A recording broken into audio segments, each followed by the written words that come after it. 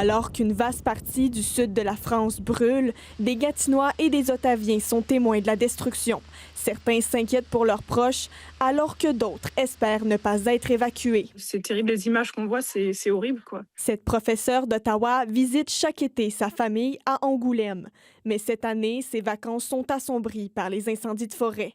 Elle se trouve actuellement à 1 heure des feux et certains de ses proches sont encore plus près des zones d'évacuation. Donc là, je viens juste d'avoir mon frère au téléphone, justement. Pour l'instant, ils sont inquiets. Là, ils disaient qu'aujourd'hui, par exemple, ils sont un peu toujours sur le qui-vive de savoir est-ce qu'ils vont être évacués ou pas. Une situation similaire pour ce père de 4 enfants d'origine gatinoise qui a vécu 35 ans en France. J'ai une fille qui est à Mérignac, qui est mon aînée, qui a dû préparer ses bagages parce qu'elle a vécu l'alerte v'là 2 jours à 3 heures du matin pour évacuer tous les quartiers. Ça crée quand même la tension, l'angoisse, là. Ce feu de forêt qui a commencé le 22 juillet en Gironde, dans le sud-ouest de la France, a forcé près de 220 000 personnes à évacuer.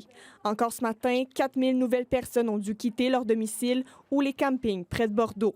Même pour les résidents qui ne sont pas affectés de près, les vents s'assurent de leur rappeler la destruction à quelques kilomètres d'eux. Si le vent se met à tourner et revenir, on va se prendre toute la fumée qu'il y a là-bas, c'est nous qui allons la prendre. Au loin, la commune de Lège-Cap-Ferret prise par les flammes.